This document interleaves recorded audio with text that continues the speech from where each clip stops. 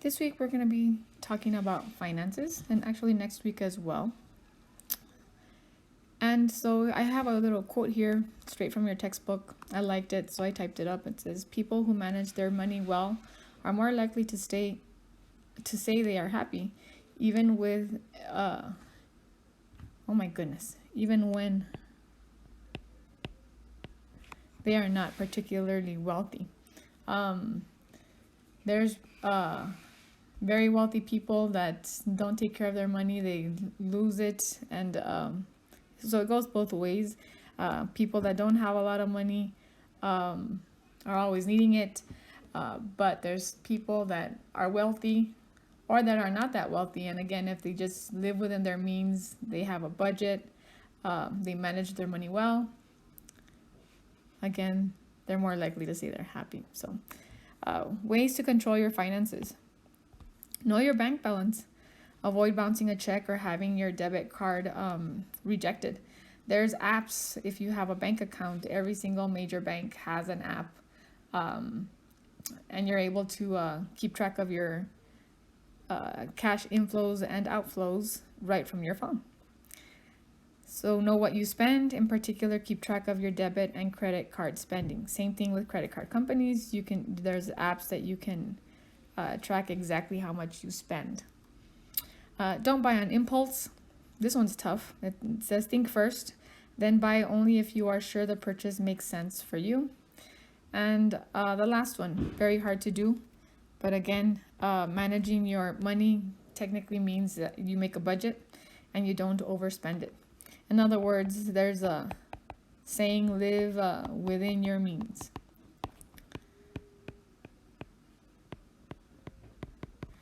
So we're going to have an example here.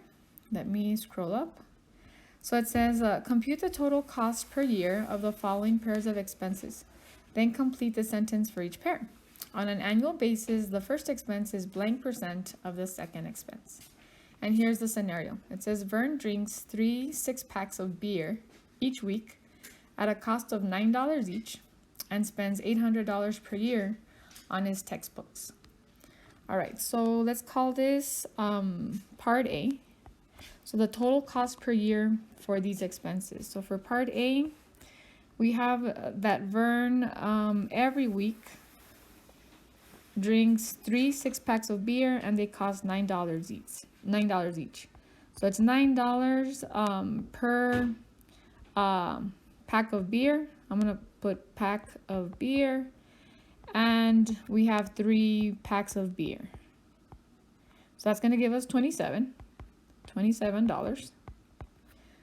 And why? Because packs of beer technically cancels out, and 9 times 3 is $27. And then, so we're gonna do it on an annual basis. So then what we need to do, that it's gonna be $27, and technically it's gonna be, I'm gonna add this right here. So it's 3 packs of beer per week. So really my answer is $27 per week that is spent on beer. And so now, using this, it's going to be $27 per week, and there's 52 weeks in a year.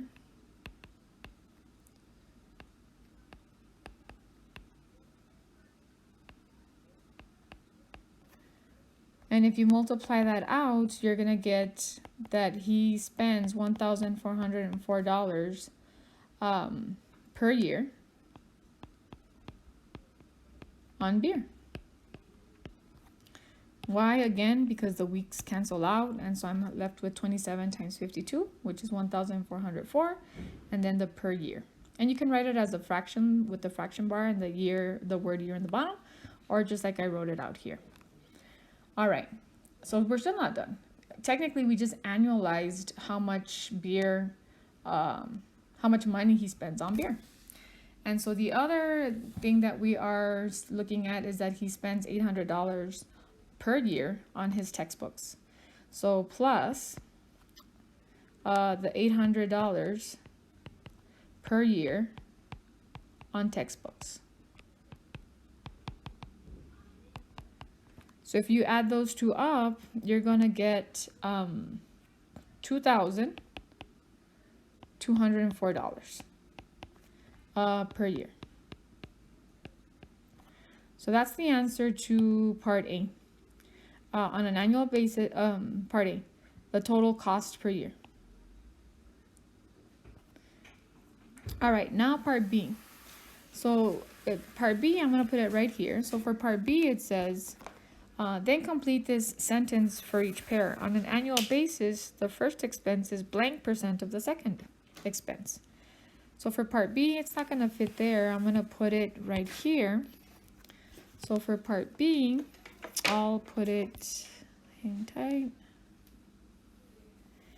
For part B, I'll start it right here.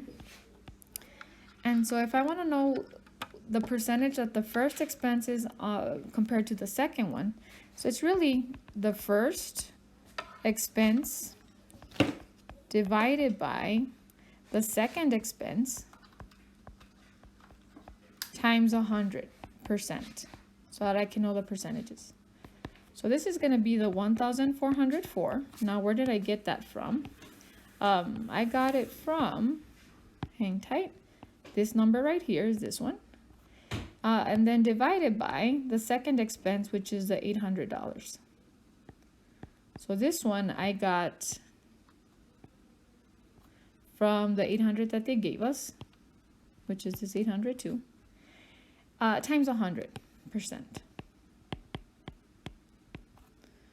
And if you do that, it's exactly equal to 175.5%. So it's definitely more. It's almost double.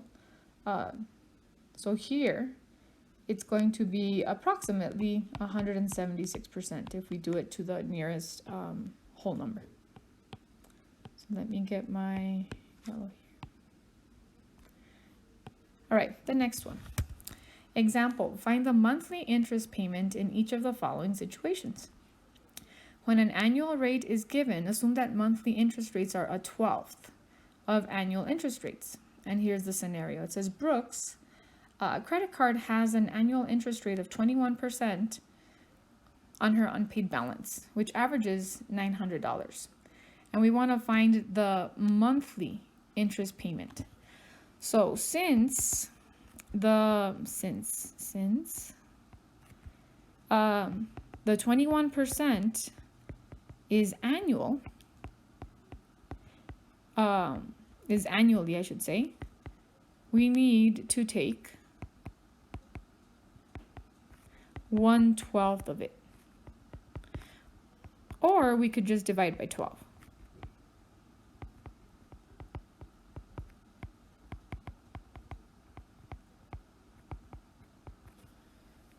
So here, this is what I mean. So we have the 21%, and we can either multiply it by 1/12, and you're gonna get 1.75%, or you can do 21% divided by 12, and you're gonna get the same answer, 1.75%. So this is gonna be per month. Let me put it here, per month.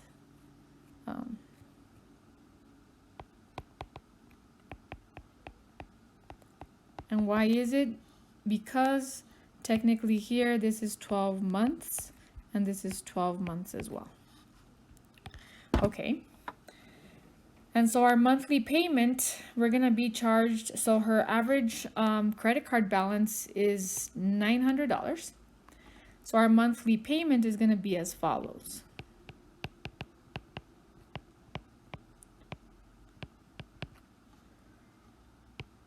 It's going to be 1.75% of $900. So if you don't have a business calculator, just a regular one, you need to make sure that you change the percentage to a decimal and then multiply that number by 900. And you're going to get that every month she's paying an extra $15.75 every month. Now, that might not seem like a lot, But if I technically if I do that for the whole year, and that's assuming that you just has a $900 balance every time.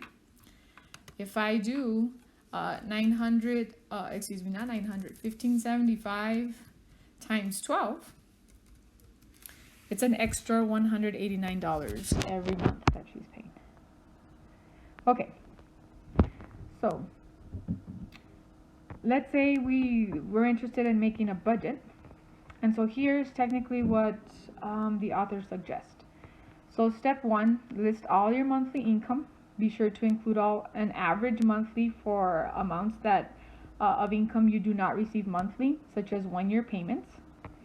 List all your monthly expenses, and again, be sure to include an average amount for expenses that don't recur monthly, such as expenses for tuition, books, vacations, and holiday gifts. Number 3, subtract them to determine your net monthly cash flow. And number 4, make adjustments as needed. Usually we need to make adjustments if our net cash flow is negative because we're spending more than what we're bringing in.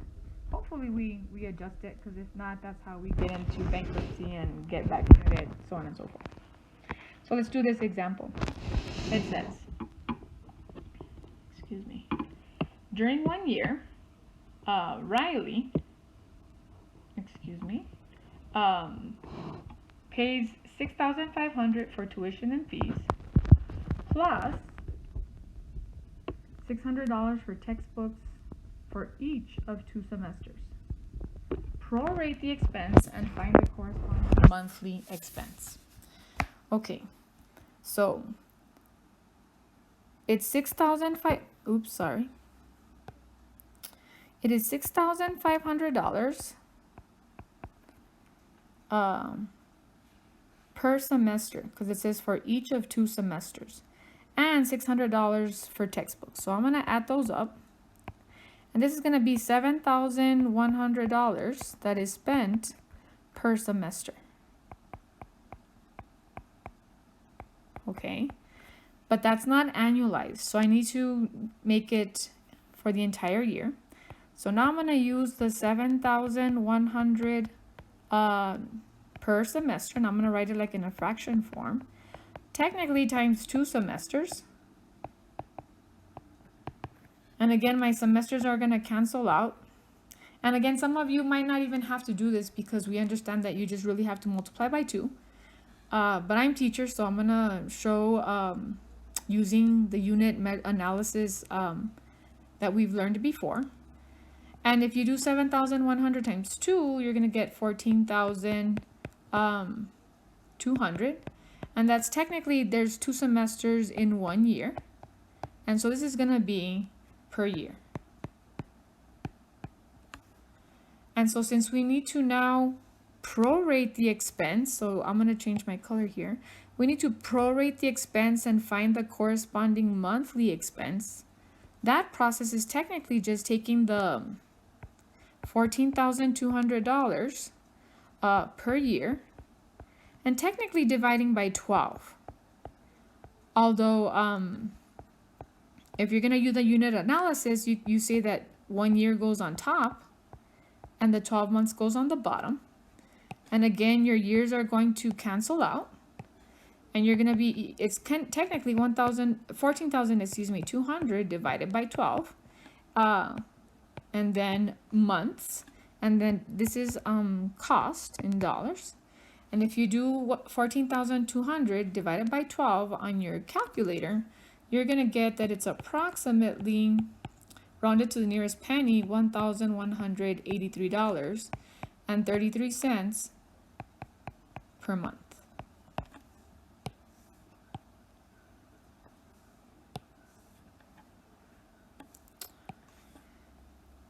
Now, so let's do these, another example. It says the following table shows expenses and income for an individual. Find the person's net monthly cash flow. It may be negative or positive. Assume that amounts shown for salaries and wages are after taxes and that 1 month is equal to 4 weeks. So this one is kind of intuitive. Yeah, 1 month is equal to 4 weeks. So this means that if I have 1 month is equal to 4 weeks, then if I have 4 weeks is to 1 month, then if I do 12 months is 1 year, then this one's kind of weird, but my months are gonna cancel out, and I'm gonna have 4 times 12 is 48 weeks per year. And so this is kind of weird because we know that there's 52 weeks in a year. But for this problem, to make it, I guess, easier to work with 1 month is equal to 4 weeks. In this problem, we're going to say that there's 48 weeks in a year because of the math that we just did. So just FYI. All right, so let's see. For income, it says part-time job. This person earns $1,200 per month. The student loan is gives them money, obviously, to pay for school. It's $7,000 a year, and the scholarship is $800 a year. So let's calculate their monthly income. So monthly income. So the very first thing we're gonna do is annualize it first. So first, we're gonna annualize everything. Or you can actually go to monthly. It's actually your choice. So the job technically is $1,200 per month, and there's 12 months in a year. My months are gonna cancel out, and I'm gonna do 1,200 times 12. If you do that on your calculator, it's $14,400 per year. And the student loan is $7,000 per year. And the scholarship is $8,000 per year. So everything's in years. And if you add these up on your calculator, you're going to get $29,400 per year. And since we need to do it monthly, we're going to say that in 1 year, put it on the top so it can cancel out with the year in the bottom that we have, is 12 months. And so we're going to have this cancels out. And if you do this on your calculator, you're going to get $2,450 per month is going to be your monthly income. And so we're not done yet. So I obviously needed way more space on this one, so I apologize. So on this one, for expenses, so I'm gonna do expenses in blue. So for my expenses, the rent, so I'm gonna do the same process. I'm gonna annualize everything, add it up, and then change it to monthly. So here we got our work cut out for us. So on this one, where am I gonna make it fit? I'm gonna do it over here actually. So for my expenses, I have my rent, which is $600 per month, and there's 12 months in a year. My months are gonna simplify or cancel out, and I'm gonna be left with $7,200 per year. My groceries are $70, and I should put dollar signs, and they should be dollar signs. $70 per week. And again, here we're gonna do the 48 weeks in 1 year. My weeks are gonna cancel out, and I'm gonna, if you do this on your calculator, the 70 times 48, you're gonna get $3,360 per year. The next one, we need to do tuition. So tuition is already annualized. So tuition, we don't need to do anything,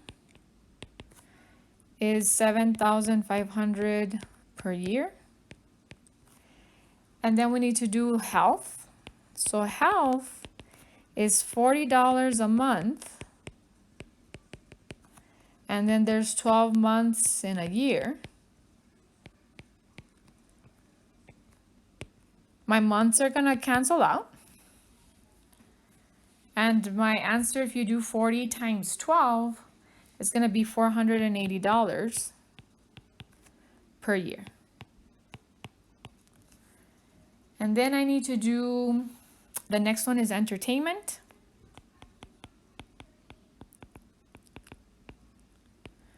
And so for entertainment, it's $200 a month. So it's $200 per month. And there's 12 months in a year.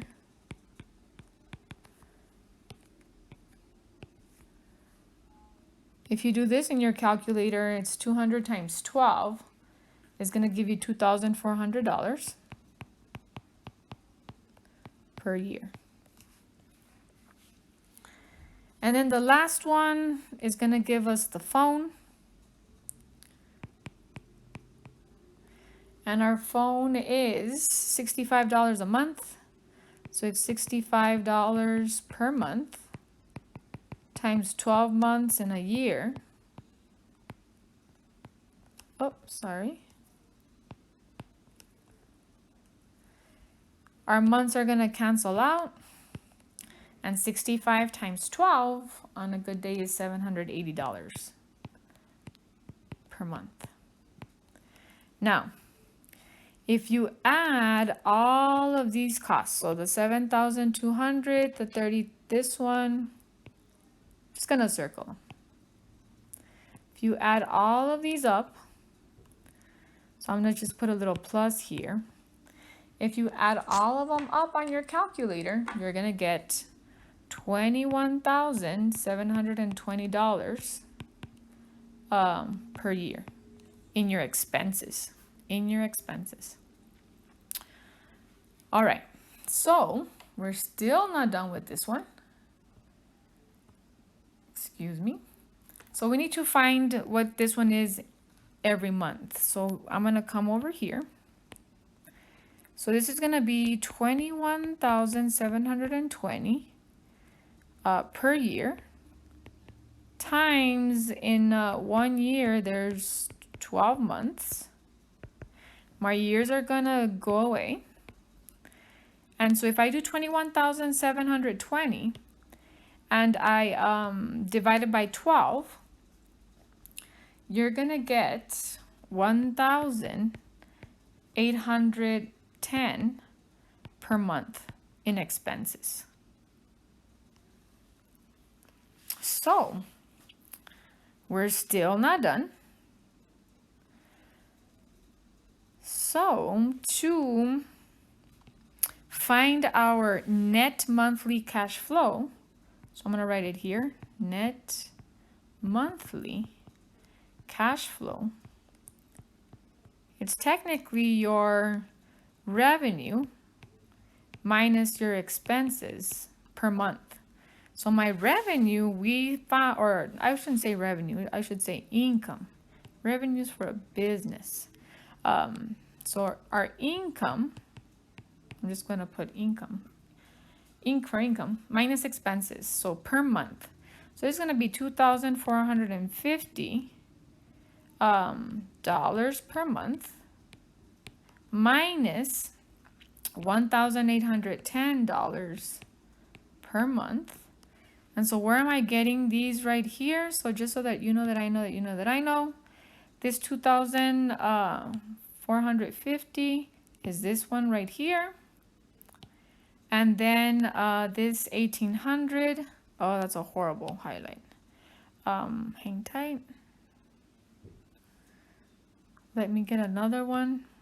Let me make it lighter. So then this 1,800 is this one right here. And if you subtract the two, so I'm already going into the next problem, I apologize. So 2,450 minus $1,810 per month is going to give you a positive cash flow. So that means you have money left over every month. in the amount of $640 per month. Oops, sorry. Oh no, technology. And this is our answer. Oh, be nice to me, technology, please. Don't freeze. Don't freeze. Okay, where's all my typing? Come back to me, typing. Oh no. I think I'm gonna stop right here. But before, hopefully it'll show up. But that 640 means you have extra money to invest, or you can adjust your budget to possibly spend a little bit more. I'm gonna stop right there.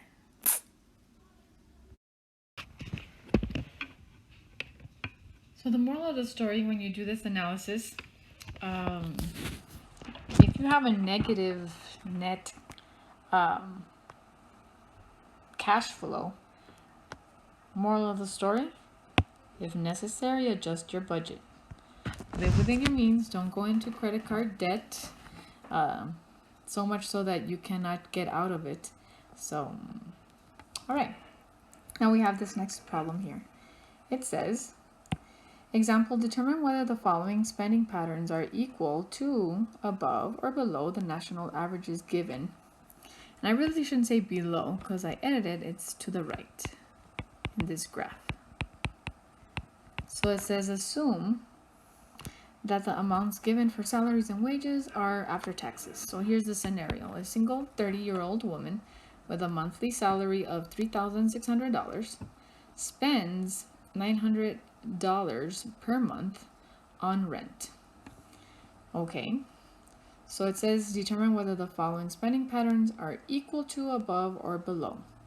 So if I have a 30-year-old woman with a monthly salary of $3,600 and spends $900 per month, then technically she's gonna be right here. She's under 35, and we're talking about rent, so that is housing.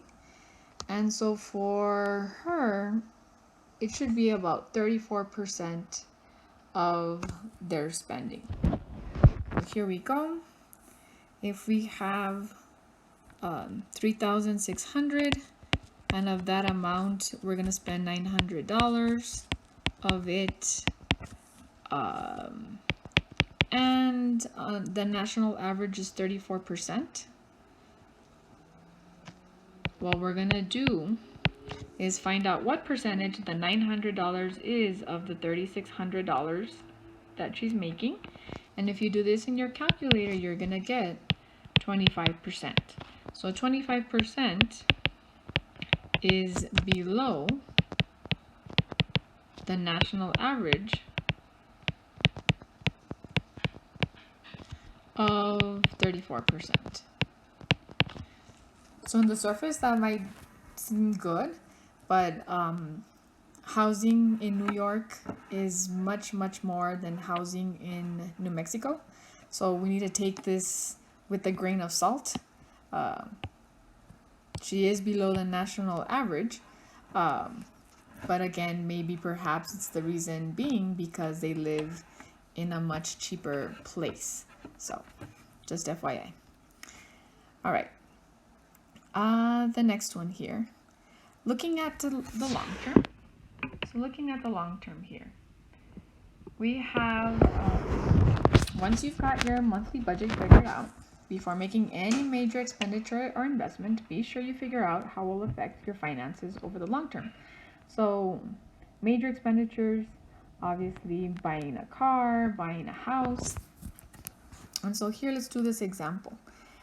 Going to college. So you have a choice between going to an in-state college where you will pay $4,000 per year for tuition, and an out-of-state college where the tuition is $6,500 per year. Excuse me. The cost of living is much higher at the in-state college. You can expect to pay $700 per month in rent there, compared to $450 per month at the other college. Assuming all other factors are equal, which is less expensive? Which is the less expensive choice on an annual 12-month basis? Okay, So for in-state, we have $4,000 per year.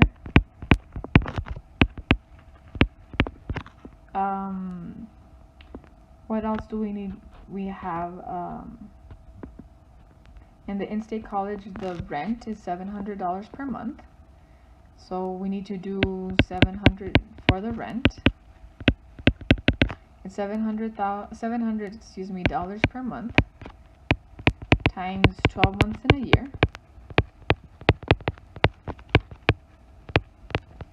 It's technically $8,400 per year. So let's put it over here. And assuming everything else is the same, if we add this up, we get $12,400 per year for in-state. Now, for out-of-state,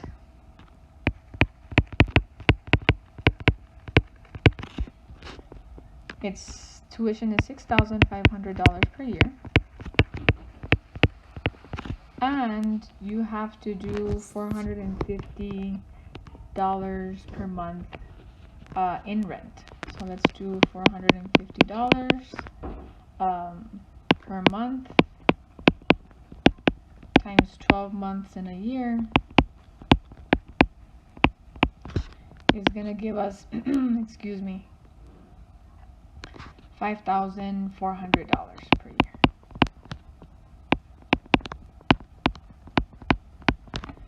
And so we're gonna add those up.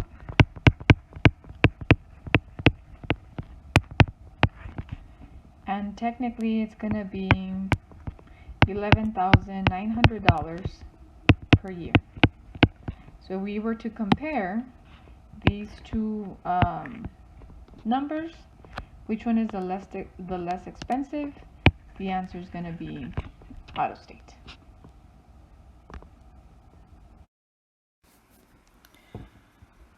All right. The next cost, which is a necessary evil here in society, is what we call insurance. So it's protection against unexpected crises, and some of us might be against it. So types of insurance, there's health, auto, homeowners, renters, and life insurance. The ones that are required by law are technically auto. You need to have at least liability in case you crash somebody and it's your fault. The insurance will pay on your behalf. And technically there's renter's insurance for those of you that rent. In case there's damage to the property at your fault, the insurance will cover it. And then there's homeowners insurance for those of you that have a mortgage. Just in case something happens and you're not able to pay, the insurance will cover those costs. And obviously the ones that are optional are health. At this point, at some point they weren't, but now they're optional, and life insurance. So make sure that you can answer these questions regarding your insurance. So if you do have insurance, what does the policy cover? DOES, sorry. And so what does it cover? So for example, the cheaper the policy, technically you might have higher deductibles, vice versa. And maybe sometimes, for example, if you have homeowners insurance, sometimes they don't cover floods if you're in a floodplain. So there's a lot of fine print that you should be reading when you are trying to decide what type of insurance and what amount you're interested in. So the next question, what are the policy's maximum benefits? So again, here, read the fine print. What does it cover? What doesn't it cover? Money-wise, what's the maximum benefits? Again, the higher the insurance that it covers, you have higher premiums, and vice versa. I sound like a broken record. Next question, what exceptions lead to a lack of coverage? Like, for example, in health, there are some insurances that might not cover pre-existing conditions. So be careful with that. What is your potential cost if you don't purchase coverage? So in the case of health and life insurance, for example, if you get really sick or you get a really in an accident, you're gonna have to pay out of cost. So maybe that's not feasible for you. So then that's when you would start looking for insurance. Same thing with life insurance. What's the purpose of life insurance? For example, if you are in a family where only one person works, then you might be interested in taking out life insurance because in case on that person, because in case they die, you need X amount of time to be able to find some money. And in that time frame when you're looking for money, the life insurance will provide some. That type of thing. So insurance costs, this is the overall cost of an insurance policy, and it usually involves some combination of the following. So every insurance has a premium. That's pretty much the amount you have to pay to purchase the policy. They're either paid once a year or every 6 months. And sometimes you have to pay them more often, like for example, maybe auto insurance if you go on a month-to-month basis. The next thing is a deductible. And it's the amount you're personally responsible for before the insurance company will pay anything. So for example, if your auto insurance policy has a $1,000 deductible per incident, that means that you have to pay the first $1,000 for any damages from any one crash. So make sure you shop around if you're interested in insurance, because they have different types of deductibles. A copayment usually applies to health insurance and is the amount you pay each time you use a particular service that is covered by the insurance policy. So for example, if you have a $50 copayment, hang tight. Hold on, I'm muted. I'm sorry. So you got it? Awesome. And you were able to submit it and you got confirmation. So I should be able to check on my end that you got it. Awesome. Do you have any other questions for me? All right. So you can stay and work on whatever you need to work on. If not, you're free to go. You too.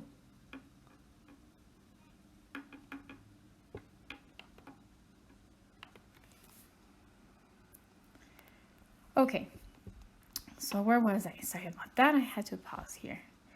A copay. Oh, so here we go. A copayment. Let me try it again. Usually applies to health insurance and is the amount you pay each time you use a particular service that is covered by the insurance policy. So, for example, if you have a $50 copayment for office visits, you will pay $50 every time that you visit the doctor's office on an insured visit. So let's do this example. So it says, you have a choice of 2 health insurance plans with the following terms. So we're shopping for insurances here. And it says, assume that both plans cover 100% of expenses after the deductible and co-payments. Part A says determine your annual healthcare expenses if you have Plan A. B says determine your annual healthcare expenses if you have Plan B. And C says determine your healthcare expenses for the year if you have no insurance. So does having no health insurance any to explain? So the easiest one to do right off the bat is technically Part C. If you don't have health insurance, you gotta pay out of pocket. And so this is Plan A, this is Plan B, and this is a hypothetical of what happened in a particular year. So on the 23rd of January, you had an emergency room visit of $800. On the 13th of February, on February 14th, you had an office visit of $100. April 13th, you had surgery for $1,400. And on the 14th of June, $7,500. Office visit of $100 on July 1st, and on the 23rd of September you had an emergency room visit of $1,200. So if you have no insurance, you're gonna pay those out of pocket, and so you're gonna pay $11,100. That's your answer for part C. Now, let's do part A, or plan A, I should say. So plan A says, let me get here as much space as I can. So plan A says the monthly premium is $300. So that's the price of the insurance plan. So it's $300 per month for 12 months. And if you do that, 300 times 12 is going to be $3,600 a year. So 12 months in 1 year is $3,600 per year. The annual deductible is $5,000, so that's what you need to pay up front. So for the annual deductible of the, where should I put it here? Of the 11,000, 100. Well, let me continue. Hold on with the rest of the expenses. So I'm gonna skip this one for now. Okay, so office visits, it's a co-payment of $25. So you have, let me put them here in blue. Office visit, you have 1 and you have 2. So 2 of them. So this is gonna be, I'll put it here, $25 per office visit. Office visit times 2 office visits is gonna give you $50 for the entire year. This is per year. And these are gone. The next one, you had an emergency room copay of $500, and you had 2 emergency rooms. So here on this one, this is gonna be $500 per emergency room, and then you had 2 emergency rooms in the year. So 500 times 2 is gonna give you $1,000 per year.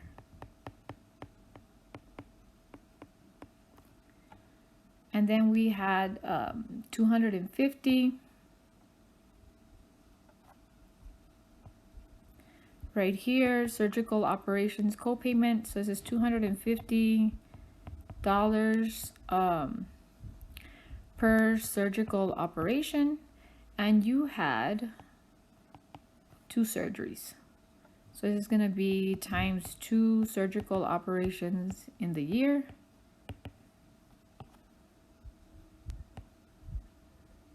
So 250 times 2 is going to give you 500. So it's $500 per year.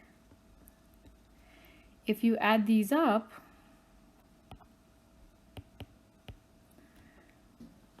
you're going to get $5,150 that you pay, technically incurred. But you still have to do the deductible. So the deductible means, so I'm going to put it here. This deductible means that out of the $11,100, so out of, oops, and where did I get the 11,100? So it's the same thing that I have shaded in yellow. Out of the 11,100 expenditures that you had, you will pay $5,000 of it. Up to $5,000. So this $5,000 that I'm going to highlight in green, we technically need to add it right here. And I wish I had written a little bit smaller, but I didn't. So this is going to be technically $5,150 per year plus the $5,000. And this is $10,150 per year that you're going to pay with Plan A. So let me highlight it in another color. So this is for Plan A. So now we need to do the same analysis for Plan B. So let me do this right here. So for Plan B, it says that your monthly premium is $700. So for Plan B, I'm going to try to write a little bit smaller here, maybe not. It's going to be at $700 per month, and there's 12 months in a year. So that's going to be, excuse me, $8,400 per year.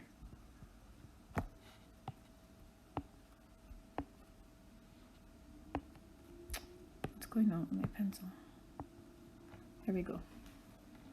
The next thing that you have is an annual deductible of $1,500. So we'll figure out how much we're definitely gonna have to pay the $1,500 because our expenses are $11,100, but I'll write that at the end, just like I did the previous problem.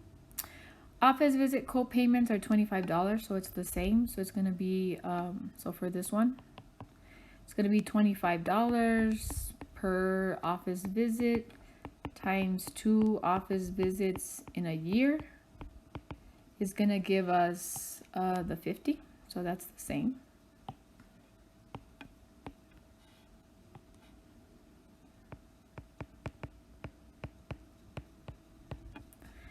And then the emergency room co-payment is $200 instead of $500. So it's going to be $200 per emergency room, and you still had 2 emergency rooms in the year. So my emergency rooms are gone, and 200 times 2 on a good day is going to give me $400 per year. And the surgical payment, co-payment is none, so I don't need to do anything there. And so if I add these up, I'm going to get $8,850 per year.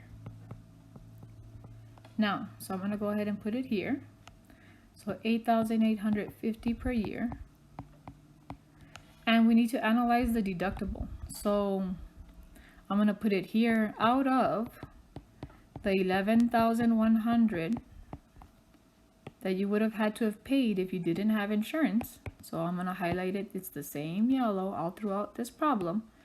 You're going to have to pay $1,500 of it.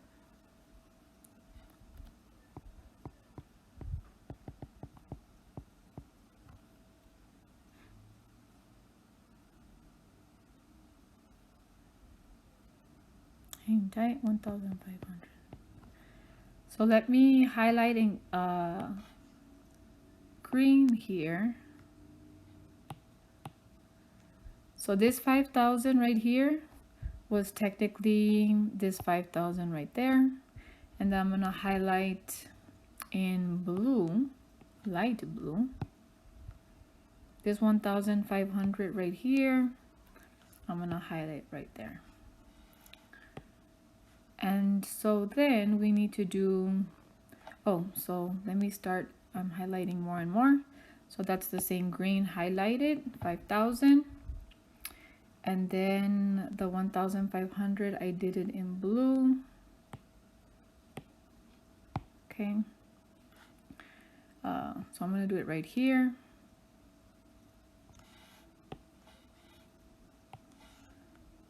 $1,500 per year. And this is going to give you $10,350 per year.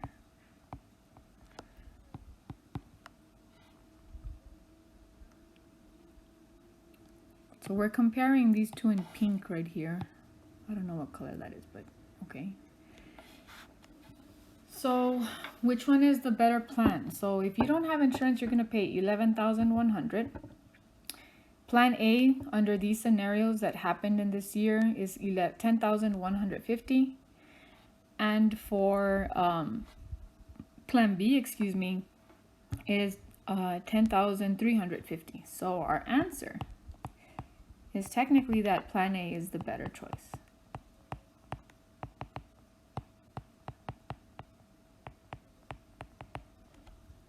So this type of analysis is what you should be doing when you're interested in buying insurance. The last question that this asks you right here: does having no health insurance create any other risks for you? Explain. Well, the thing is that you need to pay in this scenario 11,100. So usually hospitals will put you in a payment plan. So if that has to happen, then you have to obviously, hopefully, if you're budgeting right, cut expenses on something else. Hopefully you were not taking out loans on this one. But does it have any other risks? Technically, again, you would have to cut somewhere else in order to pay for emergency health expenses that occur when you were not having planned for them. And so that's why technically, again, insurance exists. It's for those unexpected events. Decisions.